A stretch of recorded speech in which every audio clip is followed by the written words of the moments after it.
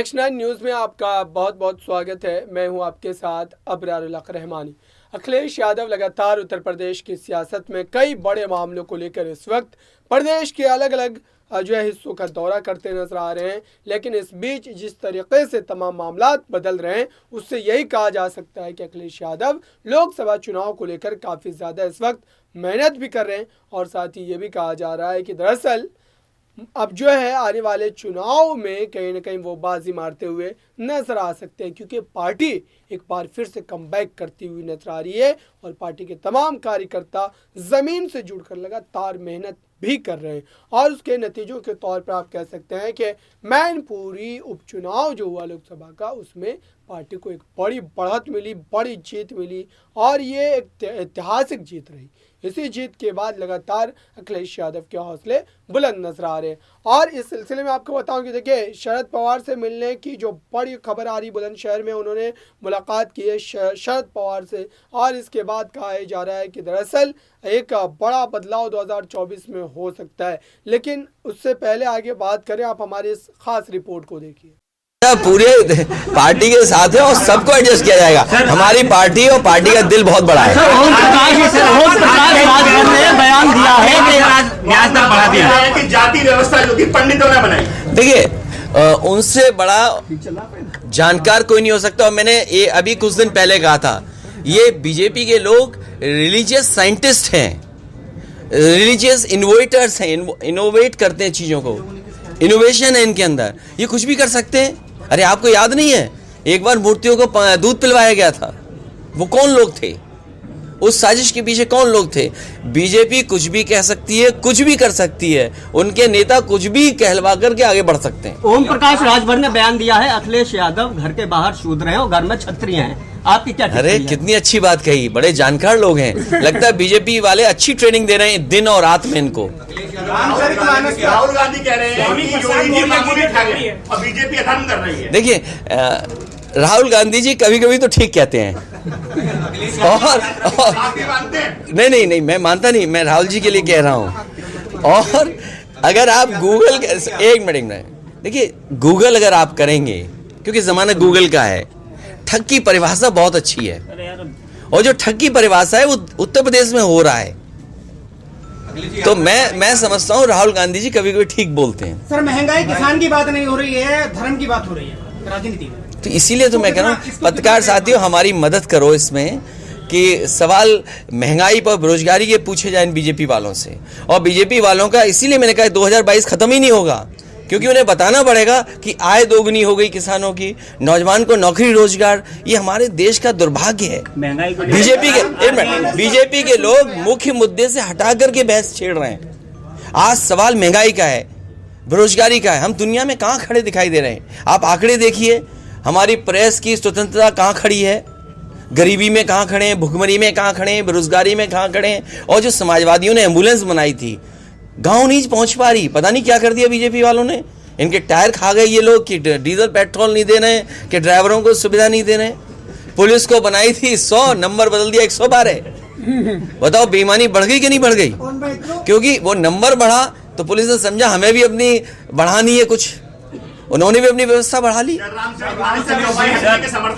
देखिए, वो सवाल मैंने कहा, ये जो रामचरितमानस को लेकर के या धर्म को लेकर, भगवान को लेकर के, मैंने कई बार कहा कि हम समाजवादी लोग हर भगवान को मानते हैं, भगवान विष्णु के सभी अवतारों को मानते हैं और जितने भी ग्रंथ हैं उन सबको मानते हैं। लेकिन जो गलत है वो गलत है।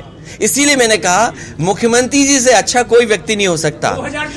वो संविधान की शपथ लेके बैठे हैं, वो एक पीठ मठ से आए हैं, खुद को वो कहते हैं वो योगी हैं, तो उनसे अच्छा जवाब कोई नहीं दे सकता। इसलिए सदन में मैं उनसे जरूर जानना चाहूंगा कि शूद्र क्या है।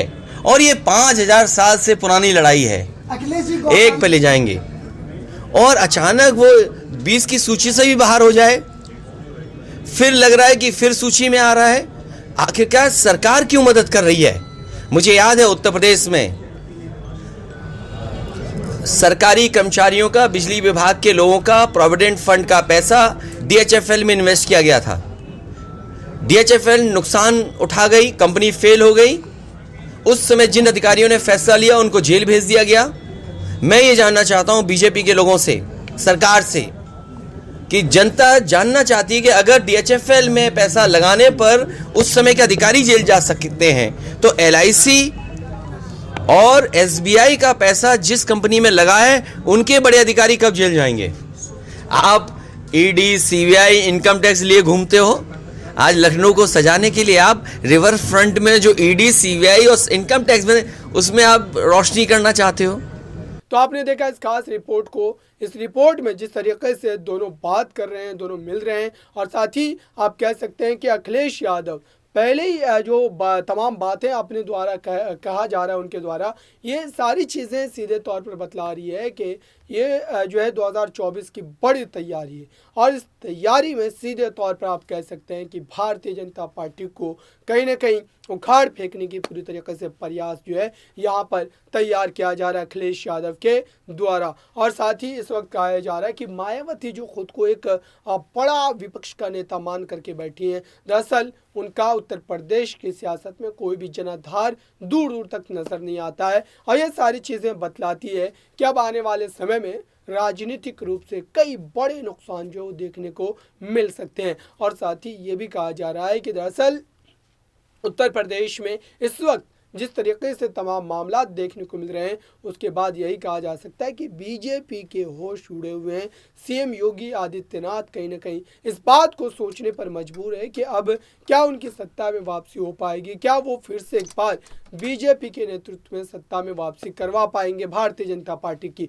इस वक्त लगातार इस मुद्दे को लेकर के कहा जा रहा है कि महाराष्ट्र में जो है और साथ ही देश के कई अलग अलग राज्यों में लगातार इस बड़ी मुलाकात के बाद जो है सुगबुगाहट तेज हो गई है। और कहा जा रहा है कि ये राजनीतिक रूप से एक बड़ा बदलाव जो है दिखला रहा है कि इस जो है मुलाकात के बाद आप कह सकते हैं कि विपक्ष को जोड़ने में जो राहुल गांधी की एक बड़ी भूमिका नजर आती थी, दरअसल उसी भूमिका में अब अखिलेश यादव नजर आ रहे हैं। और अखिलेश यादव शरद पवार से मिलने के बाद क्या कोई बड़ा ऐलान करने जा रहे हैं, क्योंकि शरद पवार एक बड़े नेता, जाहिर सी बात है कि महाराष्ट्र की सियासत में जिस तरीके से इस वक्त लगातार सत्ता को लेकर घमासान मचा हुआ है, और ऐसे में शरद पवार का अखिलेश यादव से मिलना सीधे तौर पर बतला रहा है कि ये कहीं ना कहीं बड़ी बात को और इशारा कर रहा है। और भारतीय जनता पार्टी को सीधे रूप से ये राजनीतिक तौर से बड़ा झटका देने वाली खबर है। इस समय कहा जा रहा है कि अखिलेश यादव लगातार